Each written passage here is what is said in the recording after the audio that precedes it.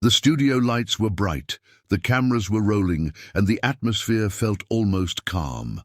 The kind of calm that pulls you in and makes you really listen. Jasmine Crockett sat confidently, dressed sharp but simple, speaking directly into the camera with a voice that carried both warmth and authority. She wasn't shouting, she wasn't performing. She was explaining clearly and carefully how the new bill being discussed could hurt millions of working-class families. The audience was locked in, some nodding, some taking notes, because Jasmine had a way of making complicated issues feel simple, breaking down policy in plain language, showing people exactly how decisions made in Washington could affect their lives at home. Then everything changed. From the far end of the table, President Trump leaned forward. The shift was sudden enough that even the host looked surprised. And then, in a voice that cut across the entire room, he interrupted her. "She's not even American." The studio went dead silent. The host's eyebrows shot up. A camera operator froze. The audience held still, unsure of what they had just witnessed. But Jasmine didn't flinch. She didn't look scared. She didn't even look shocked. She simply turned toward Trump, calm and composed, and said clearly, "That's a very big accusation, Mr. President. Can you show proof of that right now?"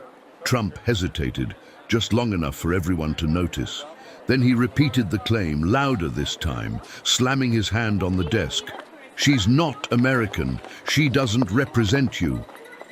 But still, no proof, nothing concrete, just repetition dressed up as confidence. Jasmine let the silence breathe, let the weight of his words sit in the air for everyone to feel. Then she leaned forward and spoke slowly, deliberately. "You just told millions of people I don't belong here. Now prove it." The cameras cut to Trump's face, then back to Jasmine's. He had nothing, and the room felt every second of it. Trump tried to laugh it off. A short, sharp laugh that didn't sound natural at all. He waved his hand, called it nonsense, called it fake.